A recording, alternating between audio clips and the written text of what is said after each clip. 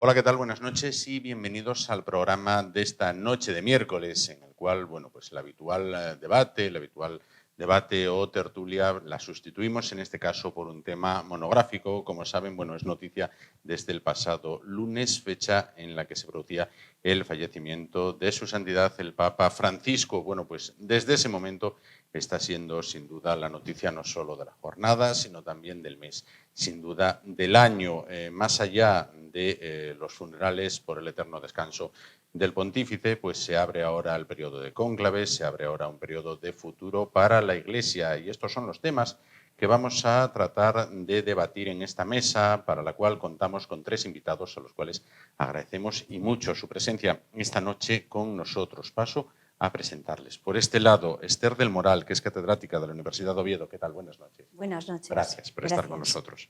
Por el otro, Iván Mayada, que es historiador. ¿Qué tal? Buenas noches. Buenas noches, Gracias Juan. por estar con nosotros.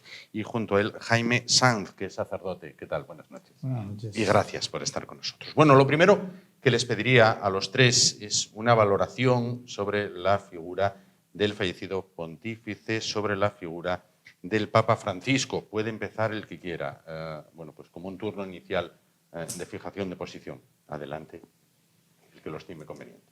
Bueno, pues yo me quedaría con una palabra que en la JMJ de Lisboa dijo el Papa, ¿no? a tantos jóvenes que había ahí, ¿no? Que en la iglesia caben todos. Y les hacía repetirlo en todos los idiomas, ¿no? Y creo que eso es lo bonito, que la iglesia, incluso también hablaban estos días, que el propio Vaticano, ¿no? Tiene forma de ese abrazo que abraza a todos. Y me parece que en estos tiempos de polaridad en la que estamos socialmente, creo que es muy importante la inclusión, la integración y el que todos somos hermanos, ¿no? En la fe. O sea, que me quedaría en este primer momento con esto. Con esa reflexión. Iván, Jaime. Yo creo que coincidiremos todos en que es el papado, como él se refería muchas veces, el papa de las periferias. Quiso poner el foco de atención en esos otros cristianos que están más allá del nicho del solar europeo, ya no solo en América, donde procede él, sino también en el continente africano, en el continente asiático, donde pues hay algunos países con comunidades católicas muy importantes, perseguidas, con muchas vicisitudes para sobrevivir en su día a día en la fe. Y a la vez fue de puertas hacia adentro, digamos, a lo que es pues esta otra iglesia más tradicional, más europea, más antigua, más conservadora. Un papa renovador que yo creo que intentó insuflar nuevos aires a una institución que con el cardenal Ratzinger y que con el cardenal Wojtyla pues venía teniendo unos tintes más conservadores. Entonces, en ese sentido creo que fue, políticamente, si podemos decirlo así, un papa más renovador, más rupturista con esa línea que llevaba la Iglesia pues desde el año 78, que se elige a Wojtyla, hasta el 2013, que es cuando finalmente Ratzinger se retira. Bueno, yo, ahondando en lo que decía Esther, es verdad, ¿no? que es un papa que aúna en todos los papas, ¿no? a todos los líderes del mundo. Fíjate que en el funeral que habrá en Roma el sábado, pues se concentrarán todos los líderes mundiales, prácticamente de todos los países. Salvo uno. Salvo uno. Yo creo que es el único acontecimiento, el único acontecimiento que reúne a tanta gente, ¿no? Y realmente esto hace pensar, ¿no? Es decir, la trascendencia que tiene el sucesor de Pedro, que es Francisco, que antes era Wojtyla o que antes era Benedicto, y cómo es un punto de referencia importante, ¿no? Que yo creo que da serenidad al mundo, da una pausa, ¿no? Es una referencia y de alguna manera también aúna pues a maneras de pensar y a modos de concebir la realidad muy diversos. Bueno, son 12 años de pontificado del primer papa iberoamericano, en este caso que sucedía a Benedicto XVI después de la renuncia de Ratzinger, y que sucedía también, bueno, pues como bien decía Iván, a Juan Pablo II, que ha sido bueno, pues un referente absoluto para los católicos en esta última etapa, ¿no? en la última etapa del siglo XX. Un papado para algunos, hemos leído durante estos días, controvertido porque dicen, es paradójico que llevan más elogios por la parte política de la izquierda que por la parte política de la derecha. ¿Esto debe contrastar o no? Yo creo que la Iglesia no tiene ni izquierda ni derecha. Yo creo que el mensaje de Jesucristo en los Evangelios es un mensaje que atiende a todo el mundo. O sea, él comía con publicanos, con pecadores denominados, ¿no? Que eran, digamos, esas personas, iba con los leprosos, no tenía, y eran los excluidos, ¿no? Era, en términos del Papa Francisco, eran los descartados, eran aquellos que estaban olvidados, totalmente marginados, totalmente además repudiados de esas sociedades, y creo que Francisco se ha acercado, ¿no?, a todas estas personas en esas villas que ya antes de ser papa, ¿no?, en esas villas de la miseria, estaba con los drogadictos, los marginados, digamos, podríamos decir, los leprosos de nuestra sociedad, y cómo también se ha acercado a, me estaba acordando, ¿no?, en Lampedusa, cuando el Papa lloró, el Papa lloró al ver esa sangrante, cómo moría tantísima gente. Y creo que también nos ha mostrado ese rostro emocional y de ese sentimiento hacia el que sufre. Y independientemente de eso, yo creo que hemos tenido papas anteriores que el Espíritu Santo creo que les ha llamado en unos momentos históricos muy determinados. O sea, Wojtyła surge, digamos, llega a la Iglesia como papa y viene de una Europa del Este, del muro, y viene y nos habla, ¿no?, de esa apertura ideológica, ¿no?, porque estaban sometidos, esclavizados por el comunismo. El Papa Francisco nos habla del materialismo de nuestra sociedad y está hablando de los pobres y de este materialismo en el que vivimos, la sociedad opulenta del primer mundo, y que él ha querido girar la mirada, poner el foco en los más pobres, porque parece que no abre los medios de comunicación y solo se habla del primer mundo, y estos han sido los olvidados, y precisamente no ha hecho visitas a nuestros países, digamos, aunque lo hubiésemos querido y deseado, pero ha querido ir a aquellos que ni lo esperaban ni tenían ese consuelo que es la visita del Santo Padre, ¿no?, de la persona de Cristo en él, ¿no? Y yo creo que es lo más importante, independientemente de ideologías, que más yo allá, creo que la Iglesia... Más de ideología. No. Un papa que pronunció una frase que pasa a la historia cuando dijo el capitalismo mata. Esto luego le pasó factura entre ciertos ambientes políticos, entre ciertas tendencias políticas. ¿Contrasta, como le preguntaba a Esther, en opinión de ustedes, que la derecha lo elogie, perdón, que la izquierda le elogie más que la derecha? Yo creo que no hay categorías, es que las categorías políticas en esta sociedad en la que está tan politizada a veces tachamos de conservadores a unos, de progresistas a otros.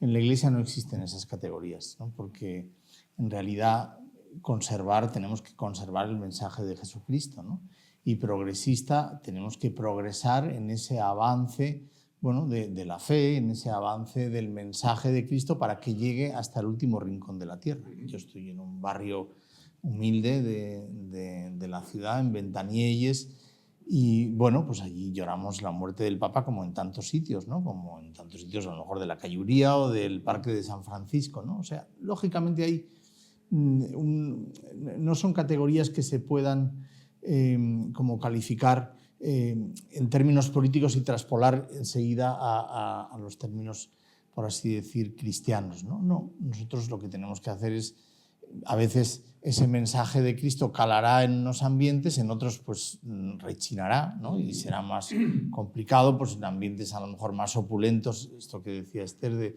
de la pobreza, de estar a los descartados, a los más pobres. Hablaba, por ejemplo, de los descartados de los ancianos, ¿no? Sí. ¿Cuánto ha hablado de los ancianos el Papa? A veces esto me ha llamado mucho la atención, que nadie lo ha destacado, ¿no? Los ancianos que tienen toda esa riqueza de su sabiduría, de su experiencia, pues creo que esto es muy importante, ¿no? Y efectivamente el Espíritu Santo hace que en cada momento venga el Papa que necesitamos. El Papa Wojtyła, por ejemplo, Juan Pablo II derribó el muro del comunismo, ¿no? Que hacía que el mundo estuviera dividido en dos, ¿no? Y unificó muchísimo, ¿no? Y este Papa pues, ha intentado derribar ese muro también de la opulencia, de la sociedad del bienestar, de pensar que lo único importante es vivir bien, tener todas las necesidades. Bueno, no nos podemos olvidar de los países que tienen que venir a las sociedades más desarrolladas pues, para poder vivir una vida digna. No podemos olvidarnos de todos los descartados, de la gente que está más necesitada, y también, que tampoco se ha destacado mucho, creo que es importante, de los pobres de espíritu. A mí me gusta llamarlos así, los ignorantes, los que no conocen a Cristo, los que no han oído ni han tenido la oportunidad de recibir ese mensaje, y de los no nacidos, claro, que también es otro ámbito en el que el Papa ha sido tremendamente firme. Iván. Bueno, coincido un poco con mis dos contertulios en que querer categorizar determinados mensajes de seno de la Iglesia como a la izquierda o a la derecha es... bueno, partimos de la base de que es de gente que entiende mal a la Iglesia como institución. A lo sumo hay diferentes sensibilidades o diferentes maneras de transmitir o de concebir el mensaje pastoral. Lo que es cierto es que la Iglesia es una institución que tiene 2000 años de antigüedad, que es una institución conservadora per se, evidentemente. Si ha sobrevivido 2000 años es porque ha sabido conservar y transmitir ese mensaje primigenio de Jesús y de sus apóstoles. Sí. Ahora bien, es cierto que es una Iglesia que se ha ido adaptando a los tiempos. Lo señalaba Esther como Wojtyła es el Papa que es elegido en Europa del Este, un Papa polaco, un Papa que contribuyó decisivamente a la caída del telón de acero y a esa apertura de libertades que no había en el bloque del Este. Pero, por ejemplo, anteriormente el cardenal Roncalli, Juan XXIII, es elegido en el 58, inicia el Concilio Vaticano II. Sí. También para adaptar a la Iglesia a ese siglo XX que justo estaba mediado. Francisco ha hecho lo propio en el siglo XXI, con unas preocupaciones, con unas circunstancias que no son las de Wojtyła, ni son las de Roncalli, ni son las de Ratzinger, ni son las de Pacelli, sino que son las propias de este siglo XXI, pues de un capitalismo a ultranza, de un cierto egoísmo ya no solo material, sino de espíritu, de querer mirar solo a nosotros. Entonces, más que izquierda o derecha dentro de la Iglesia, yo creo que lo que hay es una intencionalidad desde fuera de la Iglesia por querer convertir determinados mensajes a la izquierda o a la derecha. Es decir, que hay determinados mensajes políticos, determinados partidos políticos que, como siempre, lo que buscan es captar votos, que lo que quieren es, y nunca mejor dicho, es ser más papistas que el Papa. Es decir, que quieren capitalizar esa defensa a ultranza de una supuesta ortodoxia que ellos, mejor que el Papa, representan simple y llanamente para captar votos. Entonces, bueno, diferentes modos de entender la Iglesia que yo creo que en realidad lo que haría o lo que determinaría a esa gente mejor es conociendo mejor el mensaje evangélico, el mensaje de Cristo y el que nos han transmitido los diferentes santos padres con su mensaje. Claro. ¿Puede haber esa intención por determinadas ideologías? Sí, apropiarse el mensaje cristiano muchas veces ha sido siempre han tenido una intencionalidad política, ¿no? Porque en el fondo la Iglesia tiene muchos seguidores, ¿no? Otra cosa es que la gente practique, que vaya a la Iglesia, que reciba los sacramentos, pero en el fondo hay todo un humus cristiano que está en la sociedad, lo hemos visto hace unos días en las procesiones, lo hemos visto en la Semana Santa, ¿no? Y efectivamente es una tentación siempre que tiene el político, ¿no? de apropiarse de ese mensaje. Pero yo creo que es muy difícil porque la Iglesia no se casa con nadie, por así decir, ¿no? O sea, que tiene un mensaje claramente social, claramente religioso, claramente espiritual y que no coincide con las categorías de este mundo, ¿no? Entonces, bueno, tendrá que ir adaptándose, como muy bien ha dicho Iván, es verdad, a los tiempos y a las circunstancias. Y lo ha hecho muy bien, porque si no, no hubiera perdurado los 20 siglos que ha perdurado. Y a la vez, pues, hacer que ese mensaje tenga esa vitalidad y esa fuerza, ¿no? El Papa decía aquello de hagan lío, ¿no? Que es muy interesante a los jóvenes. Dice, cuento con vosotros, y no son palabras huecas, ¿no? Sino que es verdad que necesito de los jóvenes, ¿no? Porque son los que, bueno, los que tienen que evangelizar, ¿no? a los mayores, ¿no? Yo soy de una generación, la mía, yo soy del año 62, pues que es una generación un poco perdida, ¿no? Todo hay que decirlo, porque mi generación se ha apartado de la fe, se ha alejado de un modo de vivir la fe a veces un poco como muy estándar, muy tradicional, y está un poco como perdida. En cambio, que yo soy el encargado de la pastoral universitaria aquí en Asturias, pues te das cuenta que la gente joven tiene una sed de Dios enorme, ¿no? Y un deseo de encontrar la verdad y un poco como de, que siempre el joven lo tiene, ¿no? de ir contra los que le han precedido porque se han dado cuenta de que han dejado una sociedad un poco hueca, un poco vacía, ¿no? No les dan oportunidades, a veces les han transmitido una fe muerta, una fe que le falta vida y ellos buscan esa vitalidad en la fe y yo creo que la encuentran muchas veces, ¿no? Pero claro, hay que saber dársela y hay que estar disponible para que nosotros no nos amoldemos a nuestras tradiciones, sino que sepamos llegar a toda esa gente, ¿no? Luego le preguntaré por este tema, le ampliaré este tema con los retos que se le presentan a la Iglesia con el nuevo Papa. Decían ellos, Esther, que hay formaciones políticas que tratan, bueno, pues decir, esto ya lo decía yo, ¿no? Lo que decía el Papa ya lo venía yo diciendo, por simplificar el tema, ¿no? ¿Es así? Yo creo que el Papa siempre ha mantenido, digamos, y perpetuado toda la... digamos, el contenido doctrinal, ¿no? Que es, por ejemplo, el tema de la defensa de la vida, ¿no? Existente, no nacida, por un lado, y al final de su existencia. O sea, eso lo ha subrayado, se ha invisibilizado en muchos medios de comunicación. ¿Qué han puesto en valor? Y que sí que han potenciado mucho pues todo el tema de la doctrina social de la Iglesia, pero eso siempre ha existido, o sea, digamos, ha convivido esas dos partes que son fundamentales dentro de la Iglesia. ¿Qué pasa? Que hoy los medios de comunicación, y ya se vio con el Papa Wojtyła, que un periodista le dijo, ¿por qué viaja usted tanto? ¿No? O sea, como sorprendido, ¿no? De aquella irrupción de un Papa que viajero. Y dice, yo no tendría que viajar si ustedes comunicasen mi mensaje, ¿no? Y entonces creo que es importante cómo los papas han sabido interiorizar el papel que tienen los medios de comunicación en esto, para transmitir hoy las redes sociales, etcétera, y es otro canal muy importante para llegar a la gente joven. O sea, los medios de comunicación, yo que doy tecnologías, pues lo veo, ¿no? Pero están muy perdidos porque navegan en bulos, navegan en la Iglesia tiene mucho dinero, la Iglesia... o sea, son constructos ya viejos, caducos, rancios, pero que siguen perpetuándose también en las redes sociales y yo creo que hay que buscar un contrapeso para que también sepan buscar, ¿no? Y si nosotros no tenemos esa presencia también en las redes sociales, los cristianos, y damos testimonio también en esas redes sociales, pues ¿qué pasa? Que esa visión queda totalmente parcial de lo que es.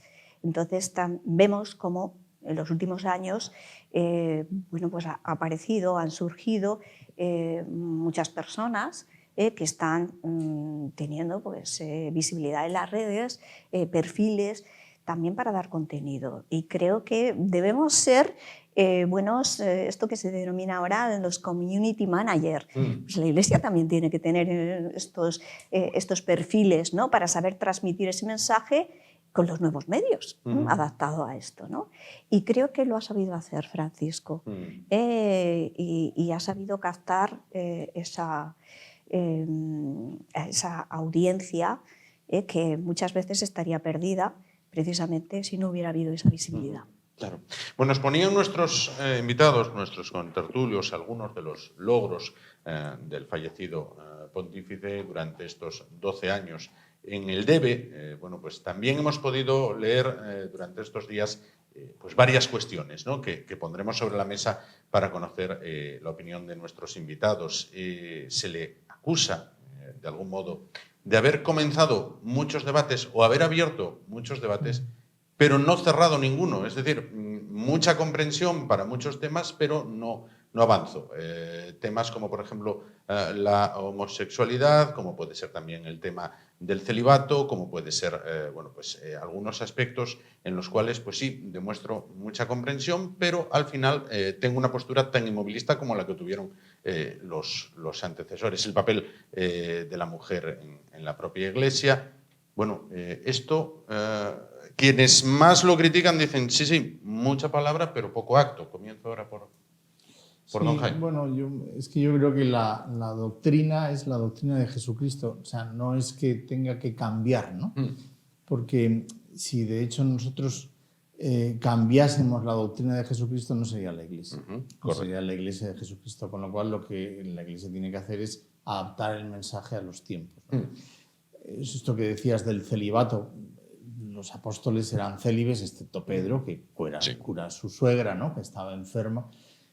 Pero bueno, es una cuestión de una tradición en la Iglesia latina, no en la Iglesia oriental. En la Iglesia oriental no es así.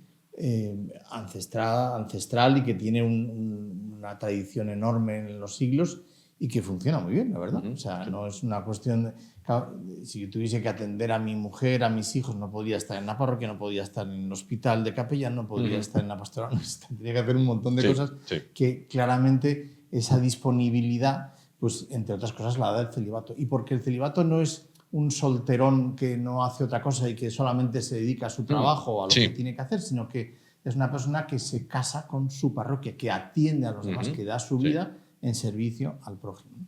Y esto de la mujer que decías, yo creo que la mujer, es decir, a veces tenemos una mentalidad un poco, a mí me parece un poco clerical, ¿no? Es decir, como si lo importante en la Iglesia es ocupar cargos, ¿no? No, lo importante en la Iglesia es estar cada uno en su sitio y aportar la riqueza que uno tiene. La riqueza de la mujer es enorme, por ejemplo, lo hemos visto en el mundo del trabajo, ¿no? En el comienzos del siglo XX, la mujer se empieza a incorporar a la realidad laboral y enriquece muchísimo, ¿no? O sea, en la atención a lo concreto, ese aire de maternidad, ese toque femenino, bueno, pues en tantos trabajos se ve, ¿no? Y eso enriquece. Pues eso creo que es una riqueza que la Iglesia no puede privarse de ella, todo lo contrario, pero no consiste en dar cargos a la mujer o que se encargue de la pastoral. Bueno, tendrá que actuar en su ambiente, aportando esa riqueza de la feminidad que da el ser mujer o que da el ser varón. Iván, sobre estos temas que, bueno, de los que se dice, sí, arrancó mucho tema, pero no coincido con don Jaime. Creo que sí hay una cuestión que supo zanjar más tajantemente, que es el tema de los abusos dentro de la Iglesia, donde fue bastante firme, no le tembló la mano, por lo menos. Pues ese capítulo tan bochornoso y vergonzante y negro de la Iglesia, pues lo corta se ha podido cerrar, se ha zanjado de raíz. Es verdad que hay un montón de temas abiertos por parte del Papa. También es verdad que nadie esperaba que el final fuera a ser tan abrupto desde el pasado febrero. Es decir, se esperaba papado por lo menos para un par, 3, 4 años más. Con cuestiones también candentes en el ámbito político internacional. Por ejemplo, la paz en Oriente Medio, que el Papa se lo marcaba como uno de sus objetivos para este año. La paz en Europa entre Rusia y Ucrania, donde trató de intermediar. Igual que hay otro capítulo que yo creo que cabría destacar, a mí me interesa sobremanera, que es tratar de aunar las diferentes iglesias, más allá de la Iglesia católica, pues, la Iglesia oriental, las diferentes iglesias de rito oriental, mejor dicho, el protestantismo, el anglicanismo, es decir, ese mundo cristiano más allá del catolicismo, bueno, tratar de llegar a unas, ya que no a una unión, a unas determinadas posturas de acercamiento, de encuentro, de que al final tenemos el mismo mensaje, tenemos el mismo patrón, tenemos el mismo jefe. O nos diferencian muy pocas cosas. Nos diferencian muy pocas cosas. Por ejemplo, de la Iglesia oriental nos diferencian, muy pocas cosas. Entonces a mí me parece una base perfecta para iniciar el nuevo siglo, bueno, pues con ese acercamiento ya no solo hacia otras religiones, sino incluso dentro de la religión cristiana y hacia otras confesiones que, ya digo, comparten mucho más con nosotros de lo que nos separa. Entonces ese capítulo sí que me parece muy interesante junto con el de los abusos de la Iglesia. Sí, ha tendido puentes, digamos, que ahora habrá que saber si se continúan o no. De eso hablaremos posteriormente. Esther, esos temas sobre los que se dice sí pero no. Yo creo que ha sido un primer paso, ¿no? O sea, el debatir, el poner sobre la mesa todas estas temáticas que preocupan en una sociedad como la nuestra, pero que vamos, que no somos tan modernos, porque ya en la era romana también teníamos colectivos homosexuales y tal, y yo creo que este tema, Francisco siempre ha hablado no de géneros y de sexos, ha hablado de persona. El tema, yo creo, profundo es el trato a la dignidad de la persona, independientemente de su condición, la que sea ideológica, por razón de sexo, raza o lo que sea. Entonces es siempre mirar a la persona, qué heridas tiene esa persona, ¿no? Porque yo creo que estamos en una sociedad con muchas heridas emocionales ahora mismo, ¿no? Ese narcisismo que se ve en las redes sociales, lo analizamos un poco, ese afán de protagonismo, de salir, que en el fondo lo que hay es una falta de autoestima también en esas personas, ¿no? Entonces, otro es el pansensualismo, ¿no? Cómo a través de las redes sociales se ve eso, como si el hombre fuese un mero amasijo de instintos, ¿no? Entonces, el Papa lo que viene a poner sobre la mesa es que el ser humano es algo grande, independientemente, y que nos diferenciamos de animales, tenemos un espíritu, ¿no? Y otro de esas heridas emocionales que se palpan también en las redes sociales es este individualismo feroz, ¿no? Que nos lleva a ese aislamiento y a esa desesperación. Entonces, como el Papa también ha intentado pues ayudar a toda esa gente que sufre, ¿no? Y bueno, es que no tiene una varita mágica para resolver todos los problemas sobre la marcha. Entonces, creo que es importante el respeto, ¿no? El respeto que ha mostrado siempre ante la condición de lo que sea la persona, ¿no? Sobre todo ha sido muy tajante y se pronunció contundentemente contra los casos de pederastia, ¿no? En la Iglesia.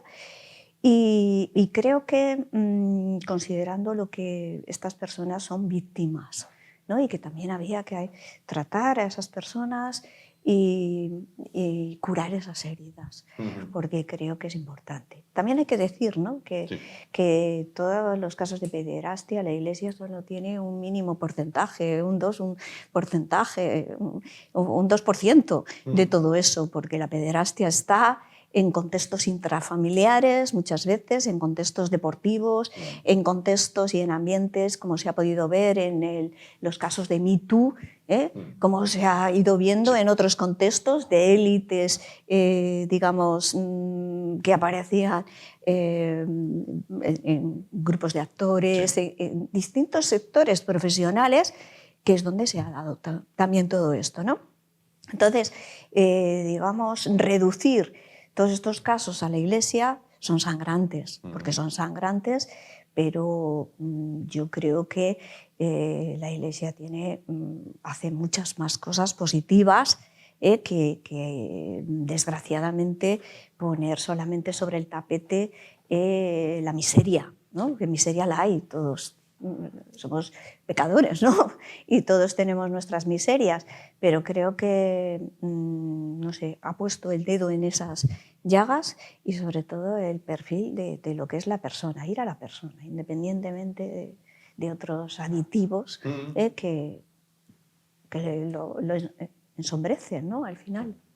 Bueno, pues el Papa Francisco ya se encuentra, en este caso, bueno, pues en la Basílica de San Pedro. Bueno, pues hay multitud de fieles que están pasando para darle su último adiós, para rendirle honores. Bueno, pues estamos por abrir el tiempo de cónclave en este caso. ¿Qué es el cónclave? Bueno, pues la reunión de la cual saldrá elegido el nuevo Papa, de la que saldrá elegido el nuevo pontífice, la persona que ocupará la silla de Pedro, en este caso, y que regirá los destinos de la Iglesia y que será el faro que guíe a los católicos en la espiritualidad. Bueno, ¿qué esperan de este cónclave? Comienzo nuevo por don Jaime.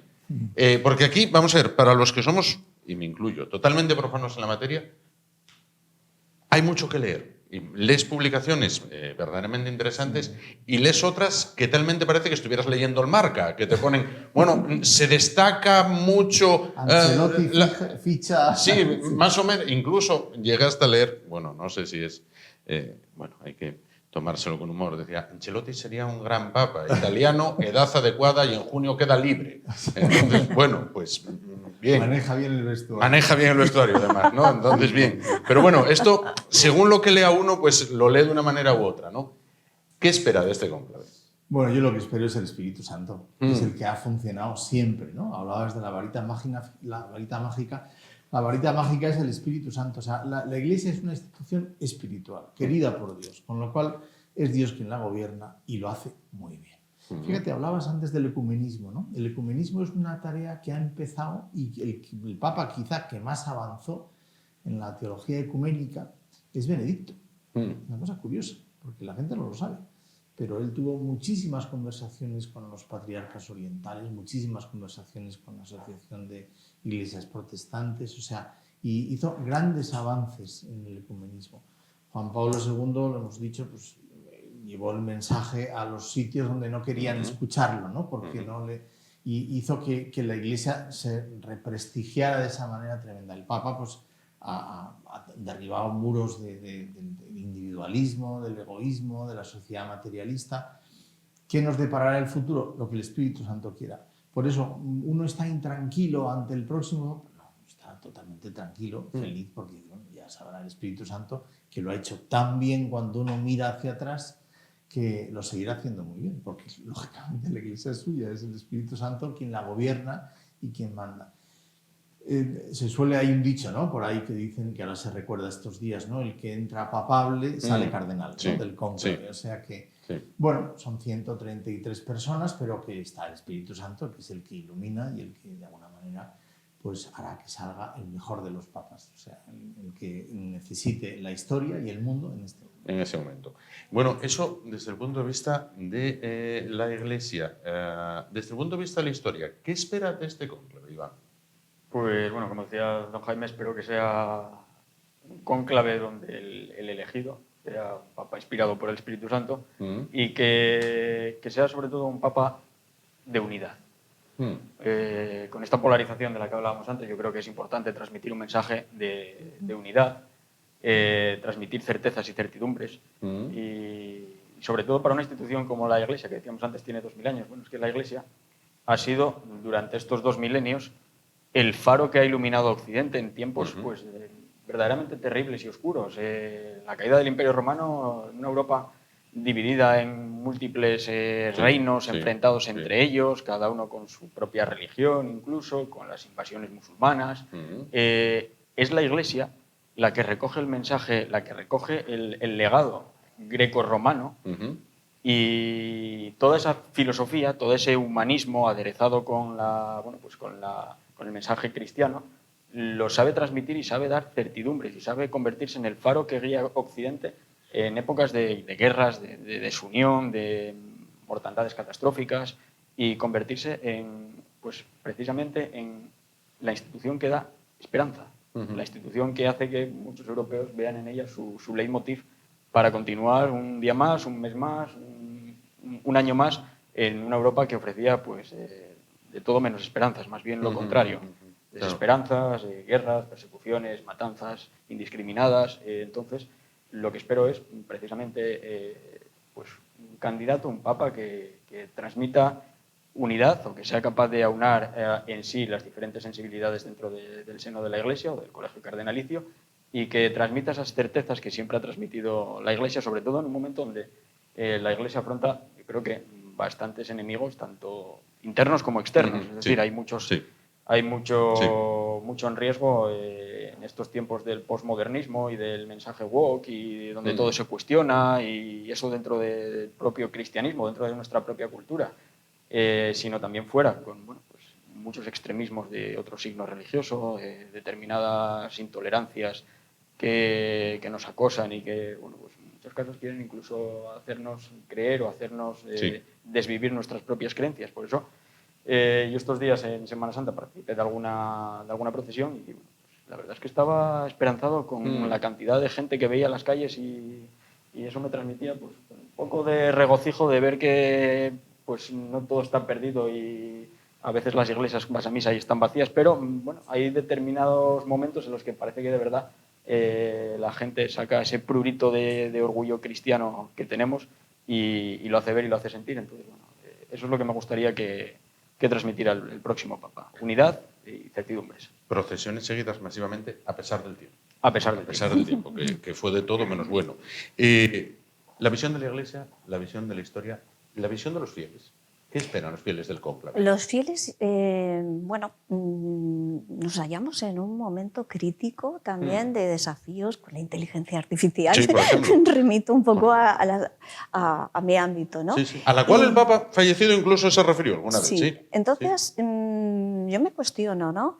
O sea, llegaremos, que hay veces que aquella película, no sé si la veríais, de 2001 Odisea en el espacio, en donde la máquina, digamos, toma el mando y ya no lo controla el propio astronauta, ¿no? Sí. Entonces, quizá eso nos pueda servir un poco hacia dónde nos estamos dirigiendo, ¿no? O sea, si estamos perdiendo la identidad como personas, y yo creo que es importante que se haga una reflexión y también desde la propia Iglesia, ¿no? O sea, vamos a dejar que las máquinas toman el poder, y yo creo que esa reflexión que ya, como bien has dicho, ya la había hecho el Papa Francisco, creo que nos invita en este momento a tener unos planteamientos éticos, ¿no? Y hacia dónde vamos, porque esa inteligencia no tiene ética. Claro, es la que le insuflemos nosotros los usuarios. Sí. Entonces, es un momento de incertidumbre y sí, que creo que siempre se escucha la voz del Papa en cualquier momento, ¿no?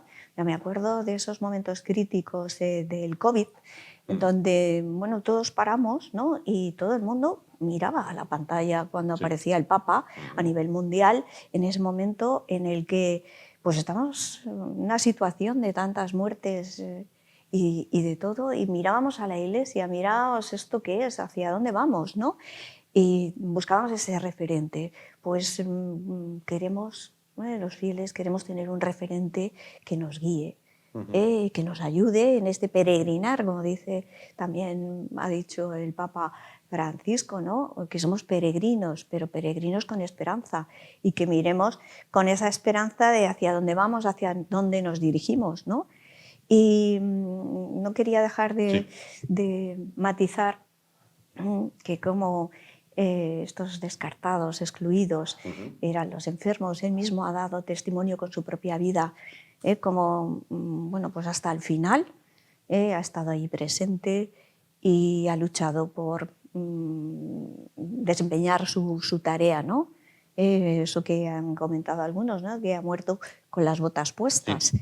Y a pesar de su enfermedad, ¿no? O sea, que la vida merece la pena, a pesar de que uno esté enfermo, sea un anciano muy mayor, etc. Y creo que eso también ha sido su testimonio con su ejemplo. Con su ejemplo.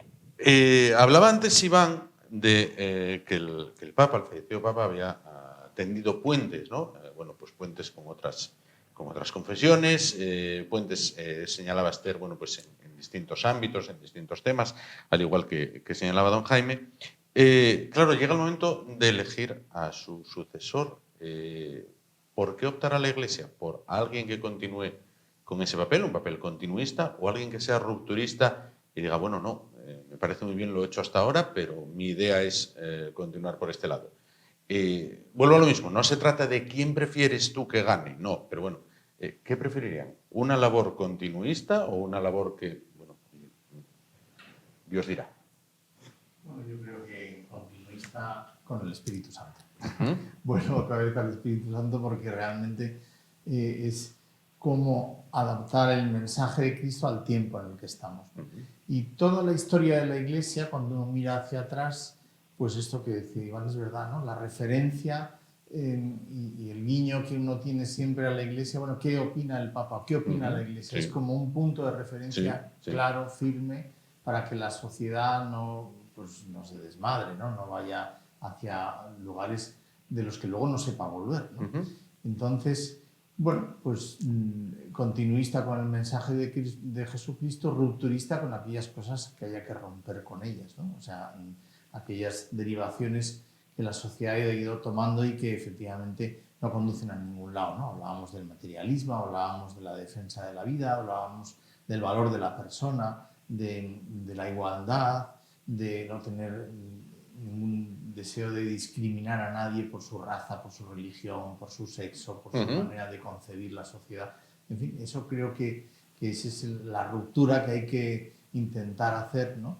Y que es la que el Papa que venga seguramente, continuando todo el pontificado de Francisco, el pontificado de Juan Pablo II, el pontificado de Juan Pablo I, de Benedicto, de todos los papas que les han precedido, pues lleve a cabo una tarea que seguramente será la de la unidad, ¿no? La de estar todos unidos para ser de verdad una buena referencia y fieles al mensaje de Jesucristo.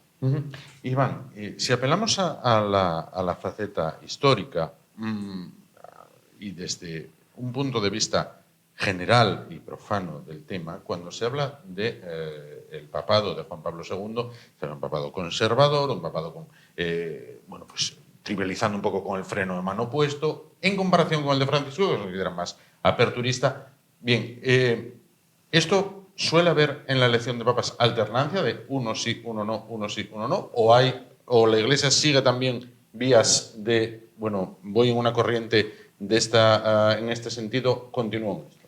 No, yo creo que efectivamente hay una... Bueno, pues la Iglesia no deja de ser ajena a los tiempos que corren, entonces intenta adaptar su mensaje a las circunstancias en las que vive. Sí es verdad que, como dicen los italianos, tienen ellos la teoría del péndulo. Que después de un papa gordo hay un papa flaco, después de un papa flaco hay un papa gordo.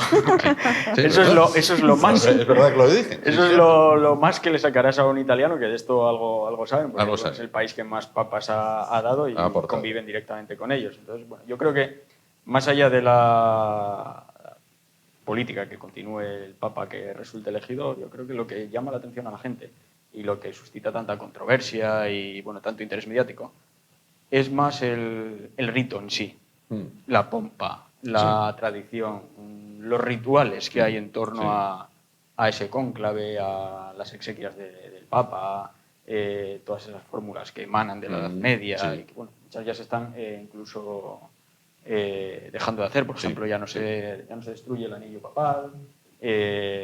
Por supuesto, ya no se dice aquella fórmula después de comprobar el sexo del Papa de duos tene et bene pendentes, cuando la papisa Juana, allá por el siglo IX, se la coló.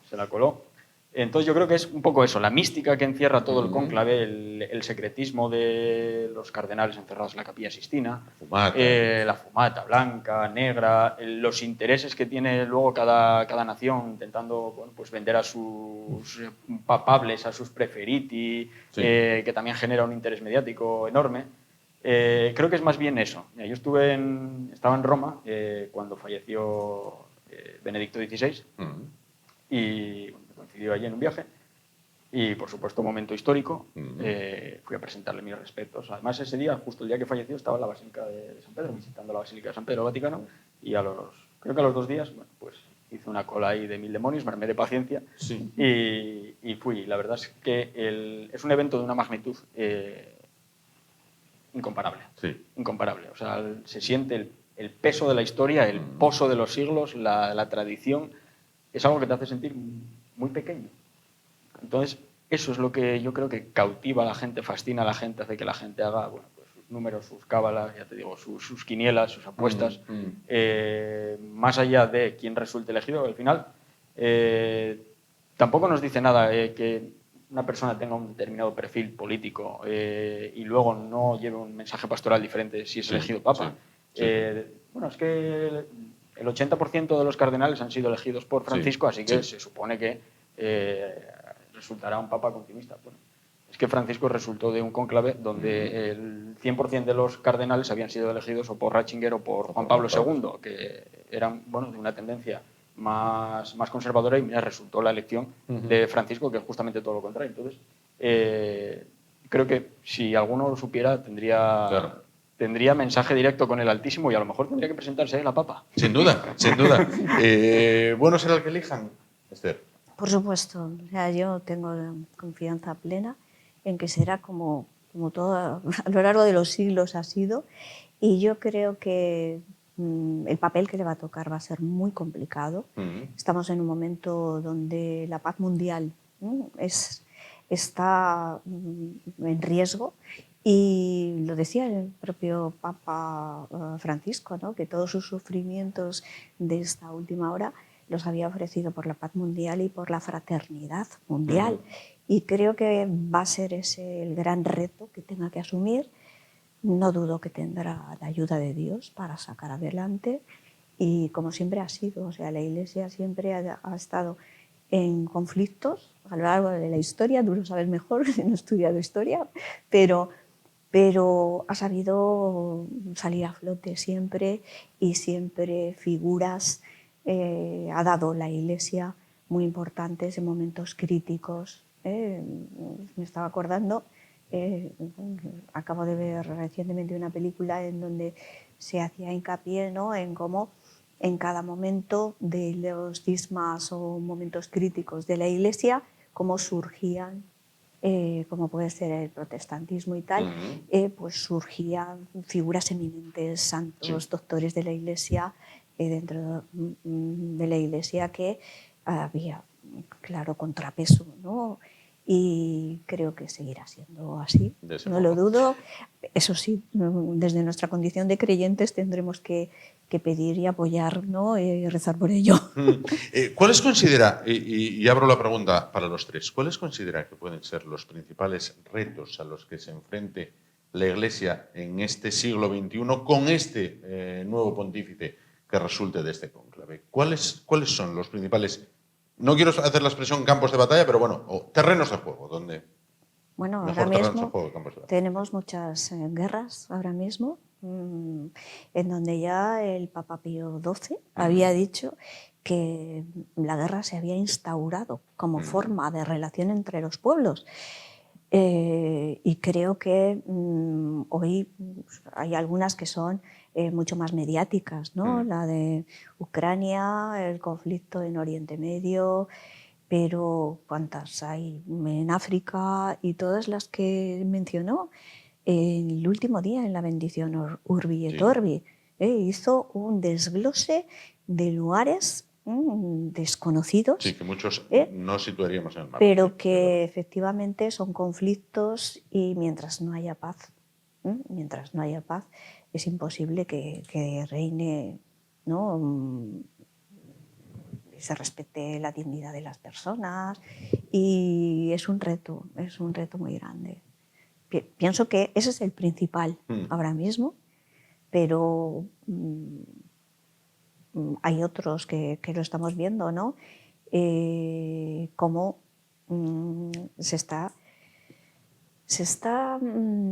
estamos a una involución en lo que es los derechos humanos.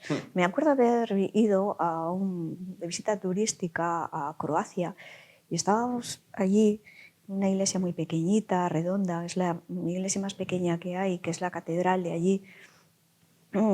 Y precisamente, y es muy metafórico, porque esa iglesita era el mausoleo de Diocleciano, del emperador Diocleciano, ¿no?, que en su momento pues se había retirado allí porque tenía unas fiebres, y para bien morir él se le iba a quitar la vida, porque efectivamente era el modo que tenían antes del cristianismo, ¿no?, de decidir, pues yo me quito ya del medio, ¿no?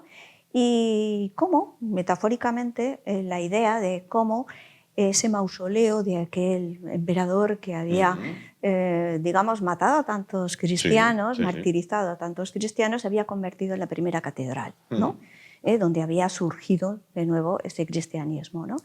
Y la guía turística nos contaba, dice, estamos volviendo a ese neopaganismo. Me hizo reflexionar, ¿no?, como efectivamente nuestra sociedad está perdiendo ciertos valores y hay que recuperarlos. Y yo creo que ese es el gran reto también, volver a dignificar la vida humana, al principio y al final. Iván, para ti, los principales retos a los que se enfrenta la Iglesia a día de hoy y que tendrá como estandarte al nuevo Yo Papa. creo que el principal y más evidente y que además cuestiona directamente muchos de los pilares sobre los que se sustenta el mensaje evangélico es esta crisis de valores del posmodernismo, el nihilismo que se ha instalado en la sociedad. Yo lo veo en los jóvenes en el instituto, no creen en nada, no quieren creer en nada, o creen en ellos mismos, más de la cuenta. Ese cuestionamiento de muchos de los valores tradicionales, del papel de la familia tradicional, por ejemplo, sí. Y la desvirtuación de muchos mensajes que ya no calan en una sociedad que ha dejado de interesarse, punto, por todo. Una sociedad que ya no lee, una sociedad que ya no se cuestiona los mensajes que bebe de las redes sociales, por ejemplo. Ya no digo de la televisión, porque ni siquiera los jóvenes ven televisión ya, sino que todo lo papan por el móvil, por las redes sociales. Entonces, esa pérdida de valores tradicionales, que, insisto lo que decía antes, son el foco que ha guiado a Occidente, a esta cultura greco-romana, después cristianizada y transmitida a todo Occidente, exportada por España y por Portugal al resto del mundo, es, yo creo que un mensaje que sería interesante recuperar, que sería interesante volver a transmitir a los jóvenes, a aportarles certidumbres. En el año 23 yo estaba en Portugal, coincidiendo con la Jornada Mundial de la Juventud. Pude estar allí en Lisboa en algunos actos y se ve que hay muchos jóvenes, como decía Jaime antes, que lo que quieren es esperanza, o sea, que se sienten perdidos, necesitan algo en lo que creer. Y se veía a unos jóvenes, la verdad es que muy alegres. Se veía a unos jóvenes que están plenos, unos jóvenes que no necesitaban redes sociales, unos jóvenes que se necesitaban solo unos a otros con un mensaje claro.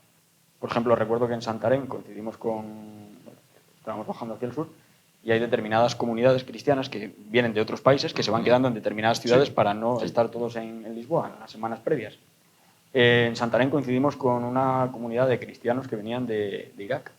De Irak. Y les veía una alegría, cantaban, bailaban delante de la concatedral de Santarém, y eran felices. Las chicas iban con el pelo suelto, por ejemplo. Me llamó la atención que hacía un calor horrible tomando algo ahí en un bar. Una de ellas llegó a la barra y pidió un whisky. Toma. Yo me quedé así, un poco. Bueno, es que esto en mi país no lo puedo hacer. No podría. No es por emborracharme, es un símbolo de lo que puedo hacer. Entonces, yo pensaba en la suerte que tenemos de pertenecer al mundo al que pertenecemos, a esta cultura occidental, a esta comunidad de estados que forma la Unión Europea. Porque luego comparaba y decía, es que estos cristianos que vienen de Irak, creo recordar que venían de Basora, pues probablemente sean una comunidad cristiana siglos anterior a las que ha habido en el resto de Europa. Posiblemente sea una de esas comunidades cristianas que un día, comiendo, cenando, nos despertemos o nos aderecemos con una noticia de que un coche bomba ha matado a decenas de cristianos. Entonces, eso es lo que necesita esta iglesia. Estos son los retos, y yo creo que el reto más grande al que se enfrenta esta iglesia es dar eso, certidumbres, un mensaje de esperanza, un mensaje que haga reafirmar nuestras raíces y que este nihilismo que se ha instalado en la sociedad pues que deje de ser el que rija a las generaciones jóvenes, sobre todo, que son las que son el futuro, ya no solo de la iglesia, sino el futuro de nuestra sociedad. Claro. Don Jaime, usted es trabajador de la iglesia a pie de obra. Quiero decir, no es lo que se llama un príncipe de la iglesia, en este caso, no, es un párroco en Oviedo, en este caso en el barrio de Ventanilles. Sí le quería preguntar la misma pregunta que a ellos, y luego le voy a hacer 2 o 3 preguntas más ya referidas a su trabajo específico. Pero a día de hoy, ¿cuáles son para usted los principales retos o problemas a los que se debe enfrentar la iglesia? Yo estoy totalmente de acuerdo, y además no solamente en continuidad, sino que es que a esta comunidad cristiana de Irak yo no pude ir a la JMJ de Lisboa porque me quedé de retén en la parroquia donde estaba en Madrid, en San Sebastián de los Reyes. Pues pasaron por allí, precisamente. Y efectivamente nos llamó la atención, nosotros que estábamos allí conmigo, y nos llamó la atención la alegría de esa comunidad. Y claro, estos viven quizá con muchas menos bienes materiales, con muchas menos necesidades satisfechas, pero mucho más felices su fe, ¿no? O sea que creo que por ahí hay como un halo de esperanza en la persona, en el hombre, en el joven, ¿no? Que efectivamente tiene que recuperar valores, pero que los busca, ¿no? Como la planta busca el agua cuando las raíces van, pues exactamente igual, ¿no? O sea, va buscando la verdad en el fondo, porque es lo que es ese componente espiritual que tiene la persona y que le lleva siempre a buscar a Dios, donde a lo mejor no sabe cómo encontrarlo. El otro día en la parroquia vino una chica que me dijo, quiero hablar contigo y tal, ¿qué día está? Pues mira, vente a tal hora y tal, y apareció. Entonces había estado hace unos días, como 4 o 5 días, allí para pedir una misa, para ofrecer por su padre, que había fallecido hace unos años y que pues no le habían hecho una misa porque ya no era creyente, en fin, nada. Y bueno, pues yo lo atendí con cariño y le dije, mira, pues el día que te venga mejor, que ya este día tienes esta hora, puede ser, en fin, cuando tú veas, tal. Bueno, y a los 4 días me llamó y me dijo, mira, es que he decidido bautizarme, hacer la comunión y la confirmación porque me han tratado tan bien que en ningún sitio me han tratado así de bien. Con lo cual yo quiero acercarme a la fe. ¿Qué tengo que hacer? Nunca me he bautizado, con lo cual no sé la vida. Y entonces pues ya ha empezado la catequesis, ya ha empezado. O sea que yo creo que por ahí es por donde el Papa, me ha acordado de una anécdota también en las primeras congregaciones generales del último cónclave, en las reuniones que tienen los cardenales previos, todo el mundo tiene una intervención. Y yo leí la intervención de Francisco en esa congregación general. Y habló pues, de ser como Jesucristo, el próximo Papa, tenía que imitar al Señor, ser como Él. Y incidió en una cosa que me parece que es esencial, que es la escucha. La escucha. El Papa ha hablado mucho de la escucha. O sea, nosotros a veces tendemos un poco como a dar nuestro mensaje, ¿no? Los sacerdotes somos muy de dar la homilía, el mensaje, lo que quiero decir, pero muchas veces tenemos que aprender a escuchar, porque escuchando a la gente aprendes en primer lugar y luego también te das cuenta de que cuando escuchas a alguien te das cuenta de lo que necesita, ¿no? De las cosas que te está diciendo, a veces a gritos, ¿no? Decir, quiero saber cómo es Dios, quiero conocer a Dios, quiero tratar a Dios, quiero recibir la gracia, ¿no? Para poder convertirme o acercarme a Él, ¿no? Yo creo que eso es, o sea, que el reto sería ese, ¿no? Es decir, primero, la paz en el mundo es un reto importantísimo, porque sin paz no hay. Muchas veces la paz en las propias familias, que es lo que yo añadiría, el valor de la familia, porque claro, la familia es donde empiezan los conflictos, donde empiezan la soledad, donde empieza muchas veces el individualismo, ¿no? Que cada uno esté... Eso, yo me acuerdo cuando era pequeño, claro, no nos dejaban ver la televisión porque había un rombo y ya no podías, tienes que irte a la cama, o 2 rombos ya ni de broma. Claro. Bueno, pues ahora el gran reto de las familias es conseguir ver una película todos juntos. Es imposible. Sí, es imposible. Padre de familia. Es que no lo conseguimos, pero hay que intentarlo. Entonces, bueno, pues ya vemos que han cambiado las tornas, pero tenemos que volver otra vez. No volver porque nos retrotraigamos al pasado, sino adaptarnos a los tiempos, o sea, es avanzar, ¿no? Progresar en ese cuidado de la familia, en ese redescubrir el valor que tiene la familia. Lo hemos visto en el COVID, ¿no? Por ejemplo, las familias bueno, aprendieron a convivir porque no nos quedaba más remedio, no podían salir de casa, ¿no? Y a descubrir muchas veces los valores que tenían las personas con las que estaban, que no se habían dado cuenta, ¿no? O sea, que, bueno, todo eso creo que en la medida en que tengamos esa serenidad, pues es lo que el Papa tiene que intentar como ayudar a que todos pues vayamos en esa dirección, ¿no? Pues conocidos los que son para nuestros invitados, para nuestros contertulios, los principales asuntos a los que se tendrá que enfrentar la Iglesia en estos años y con el nuevo Papa a la cabeza, don Jaime, quiero preguntarle 3 cosas, vamos a ver, 3 nada más. Usted es párroco en el barrio de Ventanielles. Siempre, creo que en la edad en la que nos encontramos, hemos visto una Europa cristiana, una Europa católica. ¿Está aumentando la Europa islámica y la Europa evangélica? Por ejemplo, en un barrio como el suyo. Bueno, aumentan mucho los inmigrantes, ¿no? Nosotros tenemos más o menos un 80%, 70% de inmigrantes, ¿no? En el barrio. Además, se sabe de qué nacionalidades, hay mucha gente que ha venido, por ejemplo, está viniendo mucha gente de Cuba últimamente, de Cuba. Ha venido mucha gente de Venezuela, de Perú, de Ecuador, de Colombia, de Senegal y de Guinea. Son quizás los países estrella, ¿no? Por ahí. Bueno, cada uno aporta, claro, la riqueza que tiene, ¿no? Y yo creo que es muy importante el que haya esa integración, ¿no? O sea, nosotros no nos dividimos, sino que todos participan de las actividades parroquiales y de las... estamos ahora con un reto allí en mi parroquia de poner capillas, que ya llevamos 3 de santos del siglo XX, que sean modelo, ¿no? El obispo quiso que la reliquia de Carlo Acutis, la única que hay en Asturias, estuviese en la parroquia. Y entonces hicimos una capilla muy sencilla a Carlo Acutis. Hemos puesto pues otras 2 capillas, una a Juan Pablo II, otra a Madre Teresa, que queremos poner, a San Rafael Arnaiz, San Manuel González, San José María Escrivá. Bueno, santos recientes que sirvan de modelo para que los jóvenes puedan, al leer sus biografías y al ver también y rezar ante su reliquia, pues puedan reconocerse como es decir, este es el modelo que yo tengo que imitar o tengo que aprender estas cosas de esos santos, ¿no? Bueno, es muy curioso porque en primer ha aumentado muchísimo la gente que viene a la parroquia, ¿no? A la reliquia de Carlo Acutis, eso que decías tú del instituto, en los jóvenes y tal. O sea, es increíble, pero increíble, que todo el mundo conoce a Carlo Acutis. Es un chico que falleció con 15 años de una leucemia, en 4 días prácticamente, que hizo todas unas investigaciones y unas exposiciones en internet sobre los milagros eucarísticos en el mundo, sobre la devoción a la Virgen María y tal. Bueno, y que pues yo le conocía, había leído cosas suyas, tal, y me quedé impresionado cuando dice, bueno, es que todo el mundo, te preguntas a cualquier chaval de 13 años, ¿sabe quién es Carlo Acutis? Bueno, las redes sociales ayudan en esto también, ¿no? Bueno, pues esa es un poco la esperanza, ¿no? Es decir, que de alguna manera eso pues se note. Entonces, la gente que viene, pues depende. Hay países, por ejemplo, en los que se ve que han tenido muy buen clero y tienen muy buena formación. La gente que viene de Venezuela sabe perfectamente qué son los sacramentos, están bautizados. La gente que viene de Guinea, pues también tiene una tradición católica.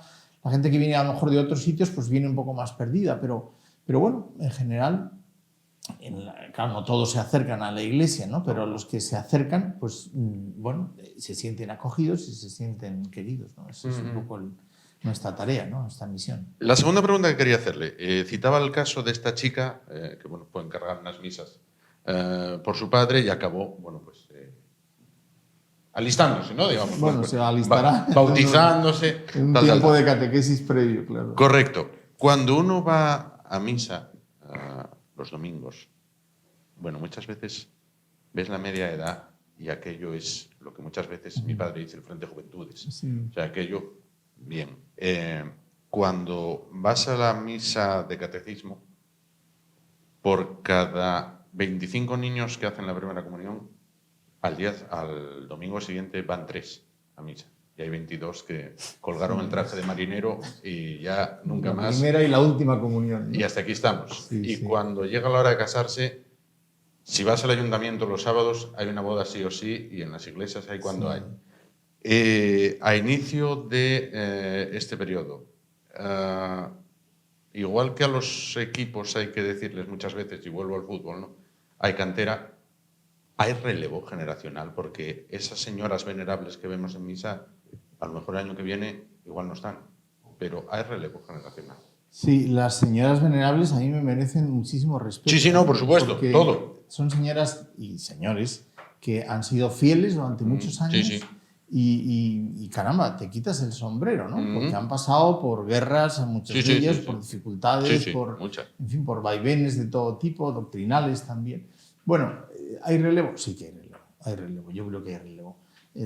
Es verdad que a veces la labor de la catequesis es complicada por esto que decía al principio, porque hay que saber adaptarse a la mentalidad de los chicos, ¿no? que es distinta de cuando tú tenías esa edad, ¿no? Entonces tú tienes que conocer muy bien y saber escuchar para saber cuáles son sus intereses, qué es lo que les preocupa y adaptar el mensaje a su mentalidad, ¿no?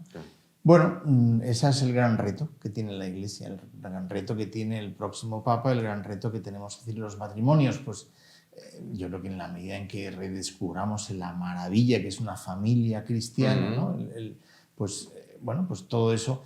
Y lo que sí es verdad es que hay un gran deseo, quizá porque también en la historia, tú sabrás más, Iván, pero ha habido muchos vaivenes, ¿no? Pero hay un gran deseo de decir, estamos a punto del descenso, ¿no? Hay que conseguir, el vestuario es una piña, nos juntamos todos y vamos a aportar cada uno lo que tiene, ¿no? Claro. Y en esto creo que es muy bonito la aportación que tiene los fieles laicos, ¿no? En la Iglesia. Es decir, bueno, pues hay menos vocaciones sacerdotales, sí, quizá hay menos vocaciones que hace un tiempo, ¿no? Bueno, aquí Oviedo es una isla porque realmente esto es un paraíso, ¿no? En ese aspecto, porque en el seminario hay mucha gente, ¿no? Bueno, pues bendito sea Dios, pero vamos a juntarnos todos para conseguir aportar cada uno, claro, pues los movimientos, los laicos, los religiosos, los consagrados, toda la riqueza que uno tiene. Y ese deseo creo que es decir, es el compromiso cristiano. Es decir, el cristiano ya no es un cristiano de que fiche en un sitio, vaya el domingo y reciba un mensaje, sino que es un cristiano que tiene que dar, ¿no? Y tiene que aportar. Yo siempre me voy a los primeros cristianos. ¿No? Los primeros cristianos, cuando ahora estamos viviendo la Pascua, después de la resurrección de Cristo, el Señor les dice a la Magdalena y a todos los que se va apareciendo, id y anunciad a la gente que ha resucitado, ¿no? Y es lo que hacen, ¿no? Bueno, pues lo que tenemos que hacer cada uno de nosotros, pienso yo, y en la medida en que seamos conscientes del compromiso que tenemos de llevar la fe hasta el último rincón de la tierra, pues en esa medida el cristianismo será una referencia en el mundo y será un remanso de paz, ¿no? Pues entendido perfectamente. Muchísimas gracias a los tres. Me despido de ustedes agradeciéndoles su presencia y me despido en el orden contrario al que los presenté. Don Jaime Sanz, sacerdote párroco de Ventanilles, muchísimas gracias por estar con nosotros. Todo el ánimo del mundo al frente de esa parroquia. Está usted, digamos, en línea de combate, prácticamente, ¿no? ¿Está ahí? Primera línea. En primera línea, efectivamente. Iván Mayada, historiador, profesor de historia, muchísimas gracias. Gracias a vosotros por la invitación, como siempre. Esta noche. Gracias. Y Esther del Moral, catedrática de la Universidad de Oviedo, muchísimas gracias, por estar Juan. con nosotros. Gracias de verdad a los tres. Como gracias también les damos a ustedes por acompañarnos una noche más. En esta ocasión, bueno, pues hablando del fallecimiento de su santidad el Papa Francisco y de ese cónclave que elegirá al que será su sucesor. Mañana, en el programa La Caja Negra, que dirige y presenta Javier Neira, y también con 3-4 invitados, continuaremos hablando de este tema, del tema de la Iglesia, del fallecido pontífice y de quién será su sucesor. Hasta entonces, gracias por su atención, ánimo y adelante. Buenas noches.